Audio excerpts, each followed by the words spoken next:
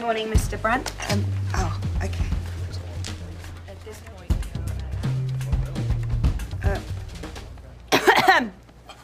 Oh, sorry. You know how young women are sex positive and everything nowadays. Yes. I understand you're under a protocol at Baptist. Yeah, for colon cancer. Stage 3. Worst 18 months of my life. Of course, until I met this gorgeous woman. So, what would you like me to do for you? Well, it's pretty simple. I want this thing removed. Well, that thing is how they administer your chemotherapy drugs for your colon cancer. I'm not interested in that either. He wants to stop the chemo. Have you discussed that with your oncologist over at Baptist? Because Look. Can you take the catheter out or not? But the treatment is prolonging your life. It might be, but I'm certain as hell not living. Tethered to a hospital, dragged down by drugs.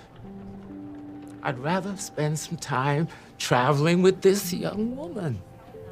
Well, all my patients would rather be doing something besides chemotherapy, but it's vital in order to treat the disease.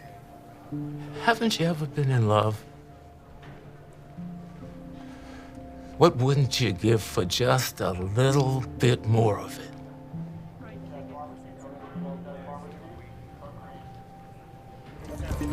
I'm not seeing any significant scarring. It would be a very mild surgery.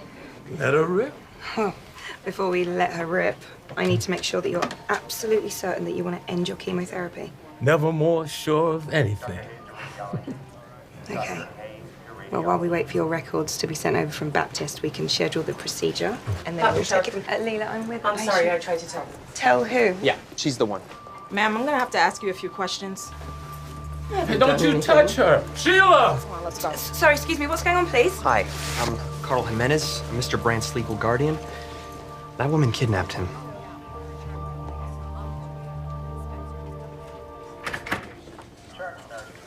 I'm just doing my job. Walter's living will specifically states any and all known medical treatments should be explored. Okay. But Sheila, you can't honestly think that that sweet lady is a kidnapper. She removed him from his residence and ran away with him. They're in love.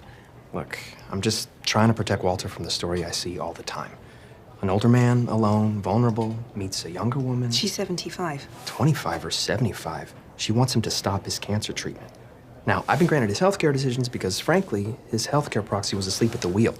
So, here I am, doing the best I can. I can appreciate that. So, tell me, is stopping treatment in Walter's best interest? Medically, no. But I have to respect the patient's wishes. Well, legally, you have to respect my wishes.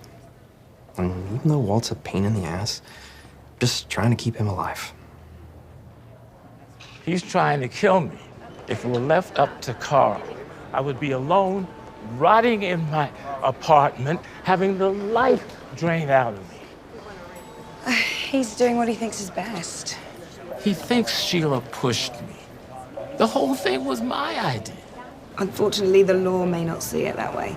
I don't have a lot of time left on this earth. And the law won't let me live the way I want to. That ain't right.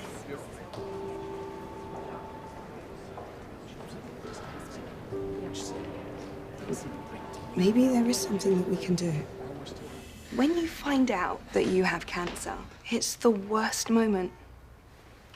Everything is chaos and fear. When Adult Protection Services petitioned to have Mr. Brandt become a ward of the state, he had just got his cancer diagnosis. He was unraveling.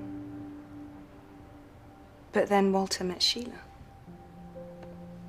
And since he's been with Sheila, he's happy and taken care of. Will love cure Walter? No. But it will heal him in other ways. Mr. Jimenez, do you have a response? I do, Your Honor. The decision to deem Mr. Brandt an incapacitated person was not made lightly. Now, Come on. Mr. Brandt, this is for your benefit. You're petitioning to get your rights back. Please let Mr. Jimenez finish. I'm sorry. Look, I didn't want to go there, but of the 5 speeding tickets Walter got last year, one of them was near a school. His hoarding caused a small fire in his apartment, and then Walter got aggressive with his healthcare attendant when she tried to help him clean up. That's why the state stepped in. You believe he's a danger to himself and to others. I do, Your Honor.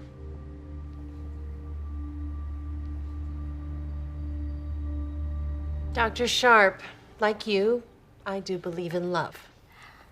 But love doesn't change the law. The law grants Mr. Jimenez the right to determine the medical decisions for Mr. Brandt. Unless you have anything else to present. I don't, Your Honor. Then I'm afraid to say we're done. Legal guardianship remains with Mr. Jimenez. Thank you, Your Honor.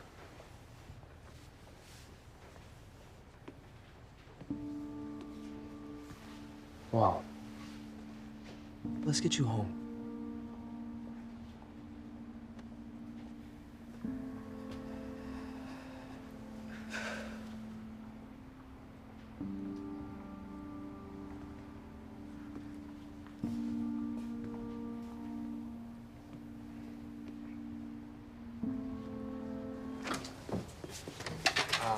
Sorry to interrupt. Dr. Sharpe, can we talk about Walter's next steps? Yeah.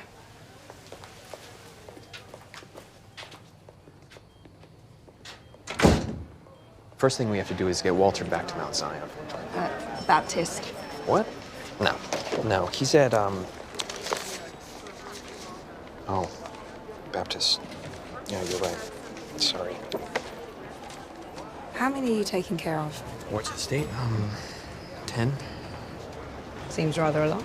Well, it is, but I wish I could take on more. There are so many seniors out there alone. No husband or wife, no children.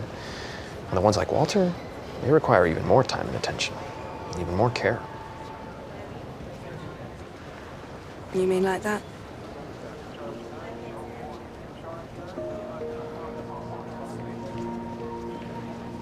Yeah, like that.